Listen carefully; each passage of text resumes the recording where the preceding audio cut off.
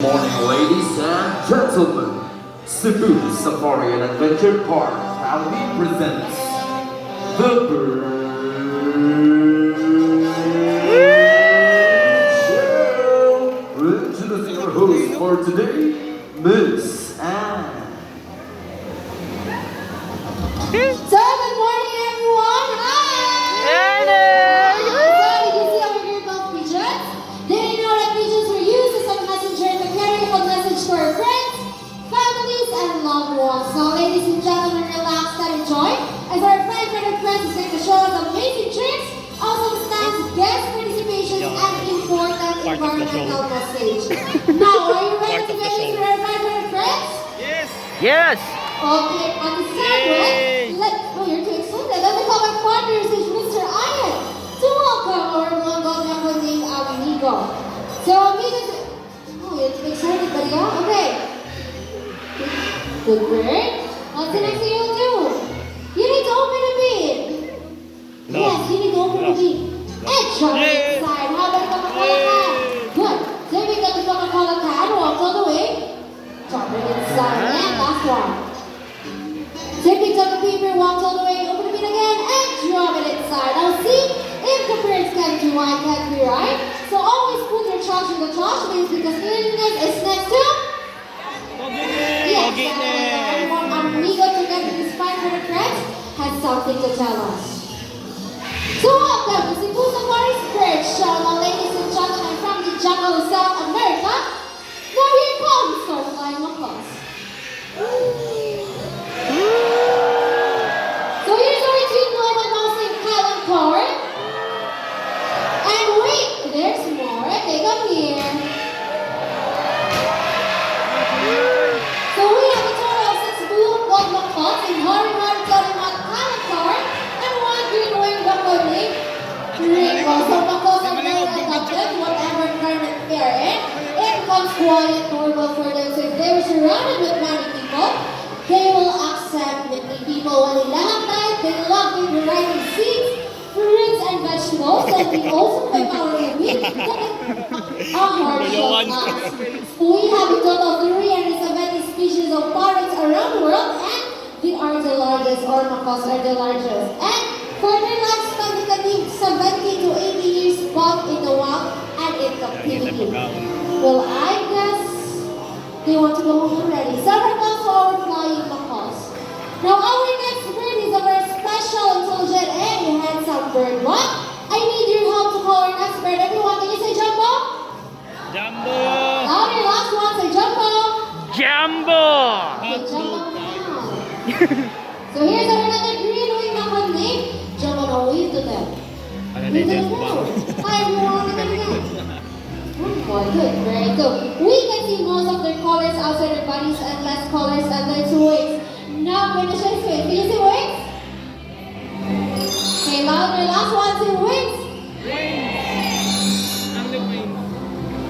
Spicy wings! Buffalo!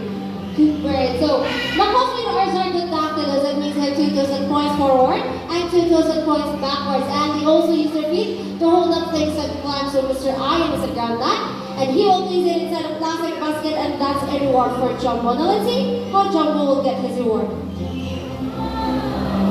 Take carefully lift up the plastic basket and get his reward. So we are using the reward system to reward the intelligence of our bird. And as I said earlier, that Jumbo is a very special, intelligent bird. You want to know why? Why? Well, it's because Jumbo loves to go to school, to the bird school. So we prepared 2 tests for Jumbo. First, we will be having the spelling test. So I have the 5 animal pictures: the tiger, the camel, the zebra, snake, and a horse. And I want you to choose 1 animal picture. Can you put it on? Camel! Horse. Okay, let's have horse with Mr. Ramon. Snake! Snake! Well, Mr. Urban is preparing for the Jumbo letters. Let's have a short interview with Mr. Ian. So, Mr. Ian, how are you today? Fine. Yes, you're fine. Mr. Ian, where did Jumbo originally came from? South America. South America, but who loves to stay in the Philippines, right? Yes. Okay, let's go. Lagi. Do it correctly, huh?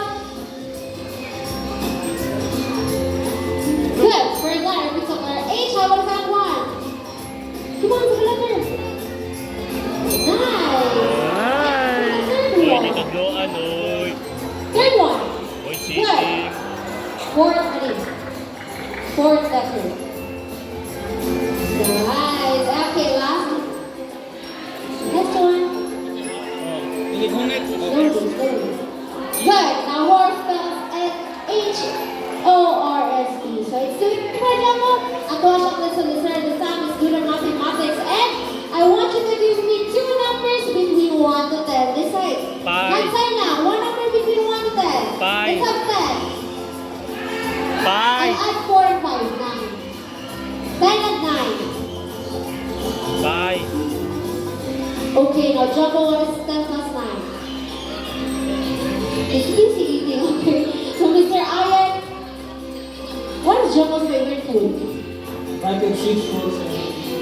So Jumbo loves a variety of seeds, fruits, and vegetables. And, okay, last question. What is Jumbo's favorite subject? English and math. English and math. Sana all. Okay, 10 plus 9.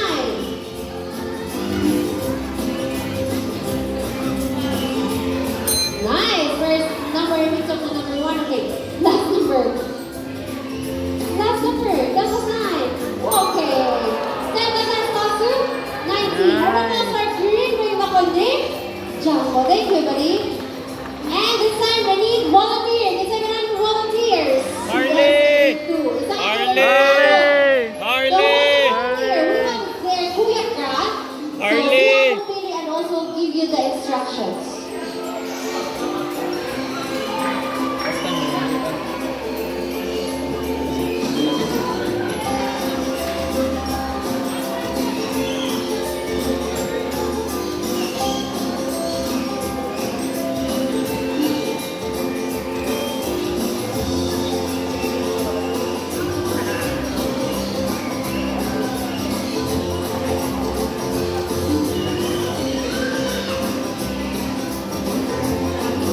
Okay, are you ready? Kuya, are you ready? Yes, you're ready. Now, ladies and gentlemen, I want you to meet our cute and fluffy Santa named Bunny. Come on out. Straight. Wow! Straight. Careful. Nice. Alright, as you can see, Santa Bunny is a very small bird, but he is also a good leader. So after Bunny will finish his food, he will go back inside to call his friends. So what he is eating is variety of seeds, fruits, and vegetables. Good. Now, mom, please be ready. Thank you so much, Naka. Hold it with your 2 hands, lower it down on your chest area. Now, ladies and gentlemen, I want you to meet our group of Satiners, Bunny's friends. Don't move. So, Satiners have golden plumage from their head down to its upper parts and a green wings. And a young Satiner appears more olive green in color. So, in the wild, they spend most of their time around their nest playing, and they're also called sand parakeets in South America. Okay, thank you.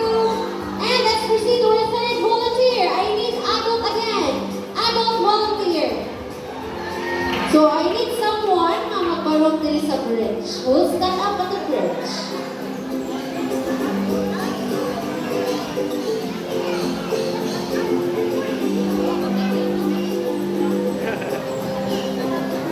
Kaluin niya dito. Adult, di ba siya adult?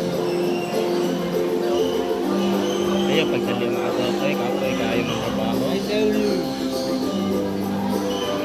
Excited maging adult. Okay, let's try to closer. Now, ladies and gentlemen, I want you to meet our another group of Sagittarius, our couple bird named Ding and Dawn. So, Sagittarius are a monogamous type of bird. That means they only have one partner for a lifetime. And sana all, where you going? You need to go back. No, you need to go back. Good. And for their lifespan, they can live 20 to 50 years. In the wild, while in captivity, they can live up to 30 to 35 years. Thank you so much, sir. And last volunteer. Adult again. I need someone and I money. Harley! Okay, Harley! you can choose.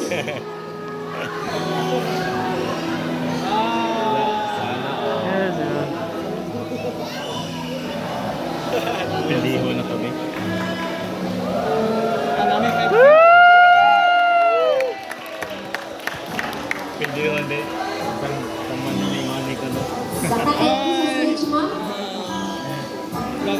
Okay, man. This side. Good, you can stand there. And you can stand up here.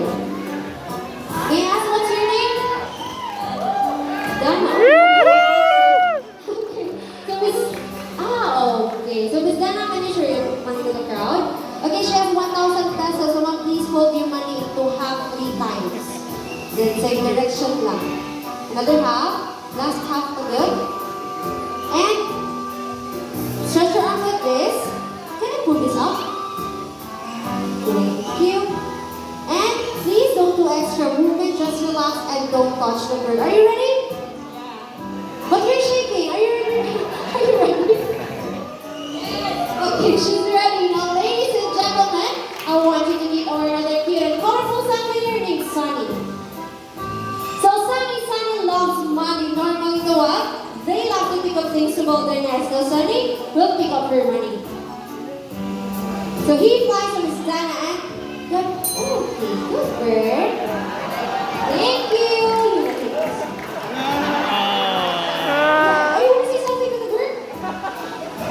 Kawakan. Do you have another money? Let's do it again. Another 1,000. Kisa to nang isa kanina.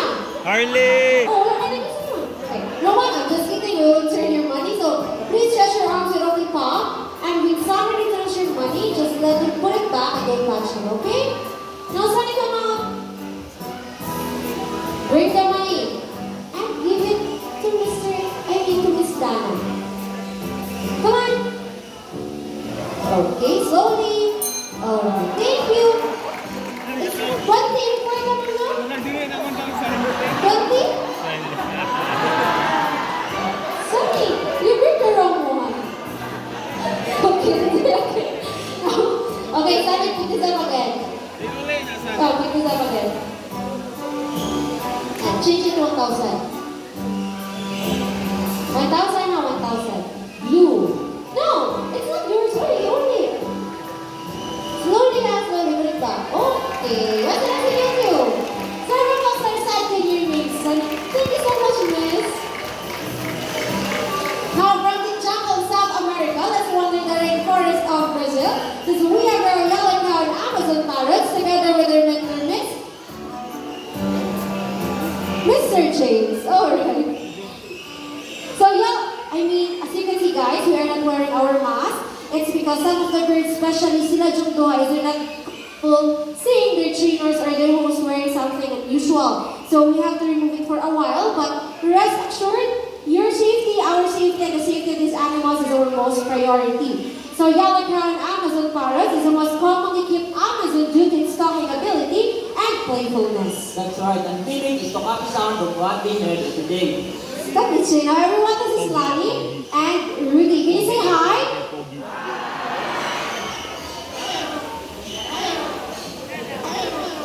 No, Bear, again. Say hello to them. Okay, now Mr. James, what else they can mimic? We can mimic the different sounds of animals like a rooster, a cat, and a dog, and also mimic a telephone ringing. Okay, let's do the rooster first. Na pogi. Okay, you're looking at my watch. Okay, let's do it again. Rooster. Good, now how about cat?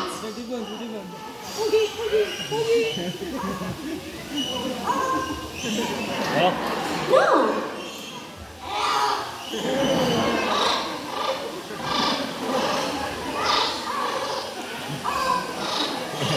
Okay, that's your favorite game. Do it louder, ha? Sound of a dog. Bark. Louder. gihangover pa. You wanna do it? Gihangover pang parrot. Yes. I get that out chase, yeah. That's what they do when they see chase, okay? Okay, how about you? What will you do when you see pretty girls? Pogi. Pogi. You're an active. Okay, now Mr. James, I also have a hidden talent. That's right, because Lani and Ray love to sing, but before they sing, we need to have a warm-up first. Okay, let's do the warm-up. No. Okay. Boom, boom. So, you No. ready? Let's do the first song.